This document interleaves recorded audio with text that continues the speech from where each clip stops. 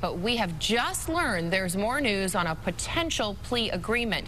This is an agreement that could stop the trial before the jury selection is even complete. Chief Investigator Ron Regan is just back from the courtroom now. And Ron, you have been on top of this story from day one. What is happening today? Well, we first broke the news about this potential plea agreement on Friday.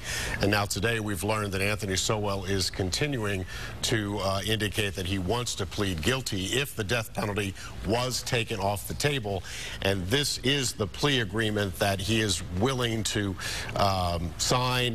This is a petition from family members, and Prosecutor Bill Mason, I might remind you, rejected that initially, but now family members have brought this up again. They have signed it, and they want him to plead guilty in exchange for taking the death penalty off. Meanwhile, Sowell appeared in court this morning dressed in the same clothes that he wore yesterday. The request for a plea deal was not brought up in the courtroom this morning, but a second panel of potential jurors was brought in, and jury selection will continue throughout the day. Judge Dick Ambrose again read the charges.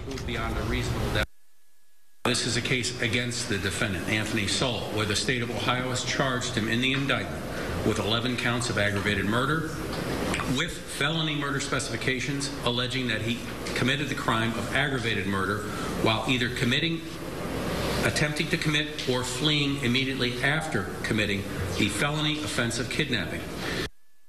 And there's been no response from Prosecutor Mason's office on this new request to accept a guilty plea in this case.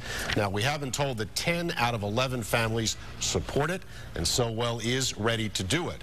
Family members say they want to be spared the spectacle of a public trial and all of the details about what happened to their loved ones. We're going to have a lot more on this developing story later today on News Channel 5 and complete coverage on newsnet5.com.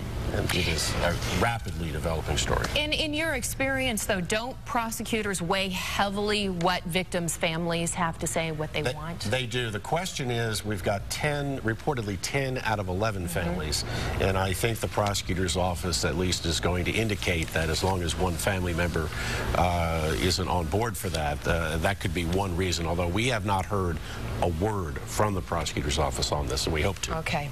Well, we know as soon as there's any decision, you'll be the first to know about it. Absolutely will. Thank you.